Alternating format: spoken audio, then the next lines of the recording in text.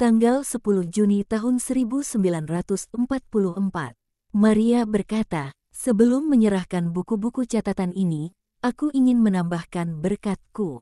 Sekarang, hanya jika kau menghendakinya, dengan sedikit kesabaran, kau dapat memiliki suatu koleksi lengkap akan kehidupan pribadi Yesusku." Dari kabar sukacita ke saat ia meninggalkan Nazaret untuk memulai kehidupannya di hadapan publik, kau tak hanya memiliki dikte-diktenya, melainkan juga ilustrasi dari fakta-fakta yang menyertai kehidupan keluarga Yesus. Masa bayi, masa kanak-kanak, masa remaja dan pemuda dari putraku hanya sedikit sekali disinggung dalam gambaran luas akan kehidupannya sebagaimana digambarkan dalam Injil. Di sana ia adalah guru, di sini ia adalah manusia. Ia adalah Allah yang menghinakan dirinya demi manusia. Dan ia mengadakan mukjizat-mukjizat juga dalam kerendahan hati di suatu kehidupan biasa.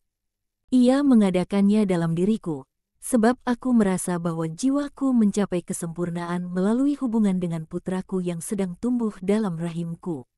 Ia mengadakannya dalam rumah Zaharia dengan menguduskan pembaptis, dengan membantu proses melahirkan yang dialami Elizabeth dan dengan membuka mulut dan mengembalikan iman Zaharia. Ia mengadakannya dalam Yosef dengan membuka rohnya pada terang suatu kebenaran yang maha mulia yang tiada dapat dipahami oleh dirinya sendiri, kendati ia seorang benar. Dan sesudah aku, Yosef adalah yang paling diberkati dengan limpahan karunia-karunia ilahi ini. Renungkanlah betapa banyak kemajuan yang ia capai, yang aku maksud kemajuan rohani, dari saat ia masuk ke dalam rumahku hingga saat pengungsian ke Mesir. Pada mulanya ia hanyalah seorang benar dari masanya. Kemudian lewat langkah-langkah yang berurutan, ia menjadi orang benar dari masa Kristiani. Ia mendapatkan iman dalam Kristus dan ia bertaut begitu erat pada iman itu hingga dari kalimat yang ia ucapkan pada awal perjalanan dari Nazaret ke Betlehem. Apa yang harus kita lakukan? Suatu kalimat yang mencerminkan keseluruhan manusia dengan ketakutan-ketakutan manusiawinya dan kekhawatiran manusiawinya, beralih ke pengharapan. Di groto, sebelum kelahiran, ia mengatakan, esok akan lebih baik. Yesus yang segera datang telah memperkuatnya dengan pengharapan ini yang adalah satu dari karunia Allah yang paling luar biasa. Dan dari pengharapan ini, ketika ia dikuduskan melalui hubungan dengan Yesus, ia maju untuk berani. Ia selalu ingin dibimbing olehku sebab hormat mendalam yang ia rasakan terhadapku. Sekarang ia mengatur dirinya sendiri baik dalam hal-hal rohani maupun material, dan sebagai kepala keluarga, ia yang menentukan apabila ada suatu keputusan yang harus diambil. Bukan saja pada saat duka pengungsian kami, tetapi juga sesudah bulan-bulan persatuan dengan Putra Ilahi telah memenuhinya dengan kekudusan. Adalah dia yang menghibur duka citaku dan mengatakan kepadaku, bahkan meski kita tak memiliki apapun, kita akan selalu memiliki segalanya, sebab kita memiliki Dia. Yesusku mengadakan rahmat mukjizatnya dalam diri para gembala.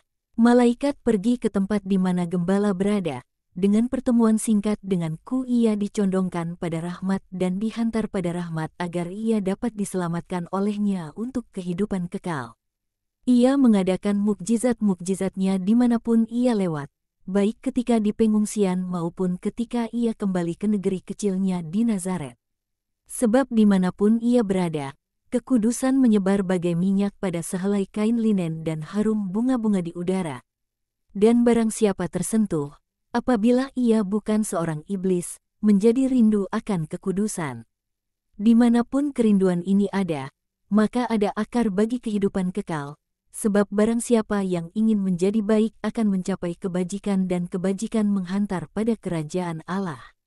Sekarang kau memiliki kemanusiaan kudus putraku, yang dilihat melalui detail-detail yang merefleksikan berbagai momen, dari awal hingga akhir. Dan apabila Pater M menganggapnya berguna, ia dapat mengumpulkan berbagai episodenya ke dalam satu kesatuan secara urut. Tanpa ada lowong, kami dapat saja memberimu semuanya dalam satu kesatuan. Tapi penyelenggaraan ilahi menetapkan bahwa lebih baik begini. Demi engkau, jiwa terkasihku, dengan setiap dikte kami telah memberimu obat bagi luka-luka yang akan ditimpakan padamu. Kami memberikannya terlebih dahulu kepadamu, demi mempersiapkanmu. Dalam badai salju tak suatu pun yang kelihatannya dapat melindungimu.